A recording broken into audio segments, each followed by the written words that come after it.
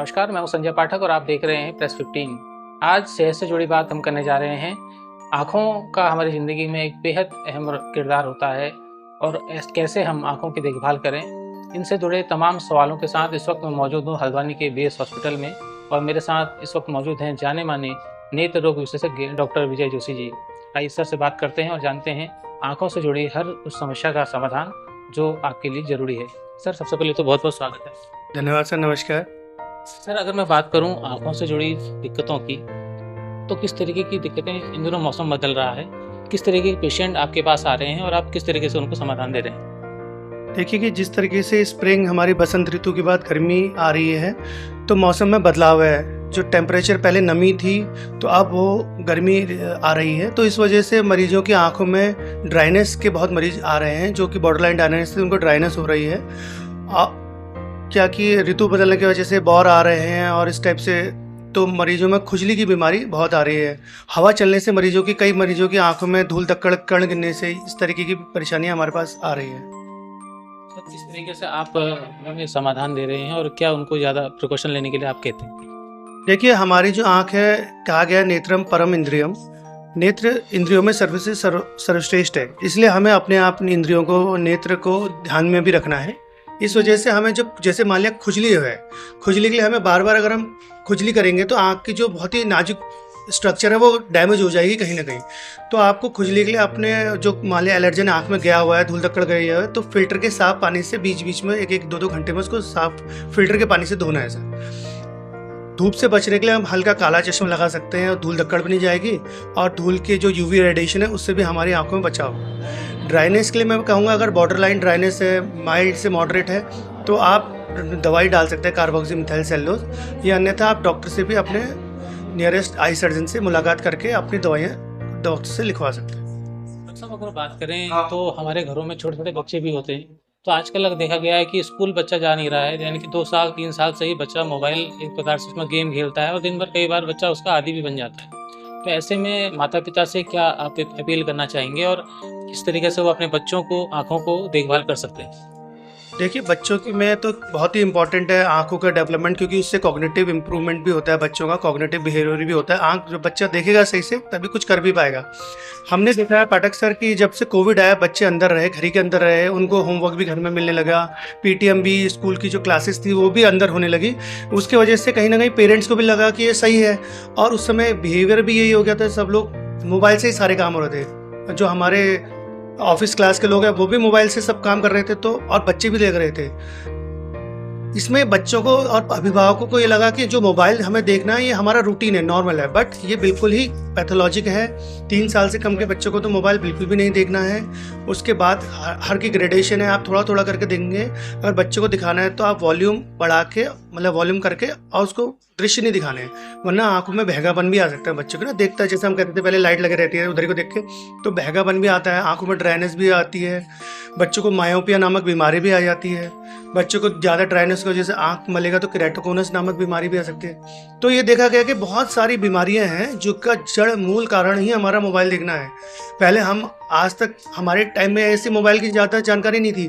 ज़्यादा है कि आप खुद पढ़ें और बच्चों को पढ़ाएं।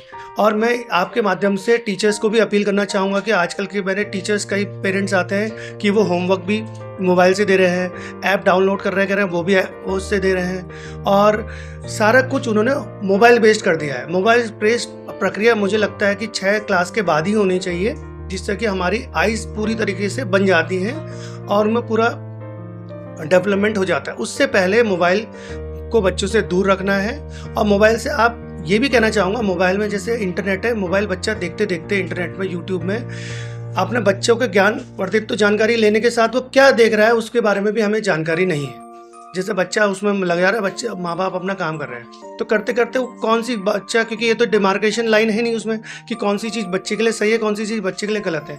कभी कभी वो हिंसक चीज़ें भी उसमें देख लेता है, अन्यथा ऐसी कुछ चीज़ देख लेता है जो कि उसके लिए बनी नहीं है। तो इसमें उसके लिए जो उसके बिहेवियरल चेंजेस भी आ सकते हैं। कई बार हमारे मामले आते हैं ऐसे कि सर ये बोल रहा है तो कुछ और लैंग्वेज में बोल रहा है। आपके चैनल के माध्यम से ये भी बताना चाहूँगा कि एक बार की बात है, बच्चे को वो और भाषा बोलने लग गया, थाई लैंग्वेज बोलने लग गया, क्योंकि उसके माँ बाप ने देखा नहीं उसको। 3 साल से उसने थाई लैंग्वेज के कोरियन चैनल्स देखे, अब वो कोरियन में भाषा में बात करने लग गया। बल्कि फिर उसका 1 साल तक उसका मानसिक रोग विशेषज्ञ के वहाँ बताया गया, उसको मोबाइल टीवी से दूर रखा गया, तब जाके फिर हिंदी लैंग्वेज उसने सीखी। ये तब पता चला जब बच्चा स्कूल में गया और पता लगा ये तो कोरियन लैंग्वेज में सीखने लग गया, कोरियन लैंग्वेज बोलने लग गया। तो इस तरीके की बिहेवियरल प्रॉब्लम्स भी आती है, आई रिलेटेड प्रॉब्लम्स भी आती है, व्यवहारिक जीवन में भी परेशानियाँ आती है। इसलिए मोबाइल, टीवी, कंप्यूटर से बच्चों को दूर रखना है। इसके लिए सबसे बड़ी मुहिम यह है कि पेरेंट्स को खुद मोबाइल से दूर रखना है। मोबाइल क्या होता है कि पेरेंट्स खुद देखते हैं तो बच्चों को लगता है ये सही चीज़ है।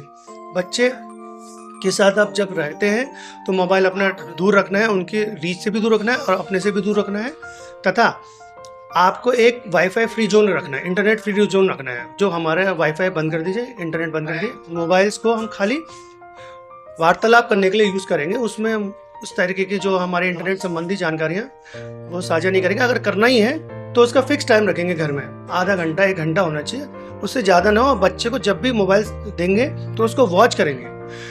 और दूसरा बात मैं ये कहना चाहूँगा कि मोबाइल से, क्योंकि छोटी स्क्रीन है, जैसे हम कोई भी चीज़ कीड़े मकोड़े को देखेंगे, उसको देखने में हमें ज़्यादा जोर लगाना पड़ेगा, वनस्पत हम किसी एक बड़े जीव कुत्ते को देखेंगे तो बड़ा है साइज। इसी तरीके से मैं कहना चाहूँगा कि अगर बच्चों को आप दिखा भी रहे हैं, कार्टून्स दिखा रहे हैं या कुछ इस तरीके के दिखा रहे हैं, तो अपेक्षाकृत स्क्रीन बड़ी हो, जैसे टीवी हो, या टीवी नहीं है तो लैपटॉप या कंप्यूटर हो। मोबाइल में उसको एकोमोडेशन ज़्यादा करना पड़ेगा, आंखों को गहरा करना पड़ेगा, दबाना पड़ेगा और ज़्यादा जोर लगेगा क्योंकि छोटी चीज़ देखने के लिए। वनस्पत उसी का साइज़ बड़ा होगा, टीवी में रिजोल्यूशन ज़्यादा होगा तो आंख में प्रभाव कम पड़ेगा।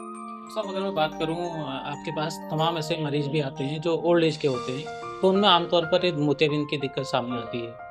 तो ये दिक्कत आमतौर पर क्यों आ जाती है, और जब ये आ जाती है तो उसके बाद उन्हें मरीजों को क्या करना चाहिए सबसे पहले? देखिए, मोतियाबिंद क्या है कि जो शरीर में हमारा लेंस है वो पारदर्शी लेंस है। जब उसमें अपारदर्शिता आ जाती है तो उसको हम मोतियाबिंद कहते हैं। वो एज रिलेटेड प्रोसेस है, जैसे हमारे बालों में सफ़ेदी आती है, मुंह में झुर्रियाँ आती हैं, चलने में दिक्कत होती है, उसी तरीके से आँख में जब एज रिलेटेड चेंजेस आते हैं उसको हम एज रिलेटेड कैटरेक्ट कहते हैं, कि एज रिलेटेड मोतियाबिंद है। परंतु कोविड के बाद से, चूँकि कोविड में हमारे दिखा था कि डेक्सामेथासोन और steroids main stay of treatment, जिसमें कि हमने स्टेरॉइड्स काफ़ी मतलब संख्या में मरीजों को लगे हैं उनकी जान को बचाने के लिए। परंतु स्टेरॉइड से क्या होता है, हमारा आँख में मोतियाबिंद बनने की संभावनाएं भी होती है, काला मोतियाबिंद बनने की संभावना होती है। तो जो आपने कहा एज रिलेटेड, तो हमारे पास सर आ ही रहे हैं। साथ ही हमारे पास यंग एज के भी पेशेंट आ रहे हैं, जो 30 साल, 35 साल, 40 साल के पेशेंट भी आ रहे हैं, जिनको मोतियाबिंद लेके आ रहे हैं, जिनको हमने जीवन तो जिनका बचाया है, डेक्सामेथासोन या स्टेरॉइड लगाए, परंतु दुष्प्रभाव देखने को मिल रहा है कि उनका मोतियाबिंद बन रहा है। जैसे कि आपने बताया कि मोतियाबिंद में क्या है कि हमारा बार बार चश्मा चेंज होगा, दिखाई देने में परेशानी है, कि इस तरीके के सिम्टम्स लेके आते हैं। और एक बार मोतियाबिंद हो गया उसको, तो उसके बाद शल्य चिकित्सा ही उसका निश्चित उपाय है, अदरवाइज वो दवाइयों से, ड्रॉप से उसका इलाज संभव नहीं है। बात करूँ बेस अप्रैल में, आप लगातार पहाड़ से भी यहाँ मरीज आते हैं, मैदान से भी आते हैं। एक आम धारणा ये भी है कि सरकारी अस्पताल में जो मोतियाबिंद का ऑपरेशन होता है वो एक तो निःशुल्क होता है, उसमें कोई चार्ज नहीं होता, लेकिन जो प्राइवेट हॉस्पिटल हैं जहाँ पे जो ऑपरेशन करते हैं तो वहाँ पर एक चार्ज वहाँ मरीज को देना पड़ता है। तो एक धारणा ये भी है कि प्राइवेट की में जो है बेहतर मोतियाबिंद का ऑपरेशन होता है बजाय सरकारी के। तो ये धारणा कितनी सही है और इस पर आप क्या कहेंगे? देखिए, हमारे पास तो मुझे लगता है कि हम लोग 1000-1500 सर्जरी साल की कर रहे हैं। ये आदमी जैसे चयन करना है, जैसे आदमी अपना साबुन चयन करता है, कोई लाइफबॉय से नहाता है, कोई पियर्स से नहाता है। कहीं ना कहीं डॉक्टर्स पे पेशेंट्स का बिलीव है, पेशेंट का बिलीफ सिस्टम है, इस तरीके से वो चयन करता है कि प्राइवेट से, मतलब सरकारी से ज़्यादा प्राइवेट में ऐसा होगा। बाकायदा हम लोग जो होते हैं उच्चतम जो हमारा मतलब डिग्रीज हैं वो लेके आते हैं। जैसे हमने मास्टर्स ऑफ सर्जरी कर रखा है ऑप्थेल्मोलॉजी में, उसके बाद कई जगह से हमने फेलोशिप्स कर रखी हैं, उसके बाद हमने लोक सेवा आयोग का चयन करके हम आए हैं। मतलब कहने वाली बात है कि पढ़ाई में किसी भी तरीके से हमारे सरकारी डॉक्टर्स कम नहीं है। ये आपने बहुत अच्छी बात कही, क्योंकि भावुक करने वाली बात भी है। क्योंकि और दूसरी बात, हमारे जो सरकारी डॉक्टर्स हैं वो पढ़ाई में तो कहीं से कम नहीं है, क्योंकि वो जो एक वरिष्ठ डिग्री लेने के साथ ही, वरिष्ठतम जो विशेषज्ञता की डिग्री के साथ ही अपना एग्जाम में भी बेस्ट ऑफ द बेस्ट है। फिर उसके बाद सरकार भी हमें सर बीच बीच में अपग्रेड करने के लिए बीच बीच में भेजते रहती है, जिस तरीके की फेलोशिप्स आती रहती हैं। मैंने कम से कम 2 या 3 फेलोशिप सरकार के द्वारा मुझे केंद्र और सरकार राज्य सरकार के द्वारा, जिसमें कि अगर मैं प्राइवेट से करूं तो 3-3 4-4 लाख रुपए का खर्चा है वो सरकार ने मुझे निःशुल्क करना है। मैं इसके लिए सरकार का, राज्य सरकार का भी धन्यवाद देना चाहूँगा। और जहाँ तक दवाइयों और लेंसों की बात है या शल्य विधि की बात है, उसमें भी हमें जायज़ के जो best of the best microscopes होते हैं और दवाइयाँ होती हैं और लेंसेज होते हैं, हमें सरकार मुहिम कराती है। क्योंकि राज्य सरकार के लिए ये है कि उसके जो नागरिक हैं वो वरिष्ठ, उनकी सर्वोच्च प्राथमिकता है, तो उसके लिए वो कहीं से भी किसी भी तरीके से कमी नहीं देख करती है। आपने कोविड में भी देखा होगा, चाहे पॉस्कोनाजोल हो, चाहे किसी भी तरीके की दवाई हो, भारत सरकार ने चाहे वो निर्यात करना हो या आयात करना हो, कहीं से भी लाकर अपने नागरिकों को सर्वोच्च प्राथमिकता से सर्वोच्च जो बेस्ट ऑफ द बेस्ट दवाइयाँ दी है। इसीलिए इसी क्रम में बता रहा हूँ, हमारे पास सबसे बढ़िया लेंसेज अवेलेबल है, सबसे बढ़िया टीम्स है, सबसे बढ़िया उपकरण है, सबसे बढ़िया हमारे पास सजी का एक माहौल है, टीम वर्क है। हम बेस हॉस्पिटल की नहीं बात कर रहे हैं, बाकायदा मैं जितने और सरकारी अस्पताल में जाता हूँ, बट ये है कि कहीं पे भी कोई अच्छी चीज़ होती है उसको प्राप्त करने में समय लगता है। जैसे कि हमारे पास थोड़ा सा ये है कि वेटिंग पीरियड है, कि थोड़ा लाइन में आपको लगना पड़ेगा, थोड़ा समय लगेगा। ये मुझे लगता है आपको प्राइवेट में भी लगता है, आज प्राइवेट में भी लगता है। अगर आप थोड़ा समय लेके, अगर समय लेके थोड़ा सा समय दें और थोड़ा सा धैर्य रखें, तो मुझे लगता है कि सरकारी अस्पताल में भी आप उच्चतम क्वालिटी का ट्रीटमेंट ले सकते हैं। ये थे मेरे साथ डॉक्टर विजय जोशी जी, जो बता रहे थे कि सरकारी अस्पताल अपनी बेहतर सुविधाओं के साथ मरीजों को सेवा तो देते हैं, साथ साथ उनका ये प्रयास रहता है कि वो लगातार अपने मरीजों को संतुष्टि के साथ उनका इलाज करें। संजय पाठक, प्रेस 15, हल्द्वानी।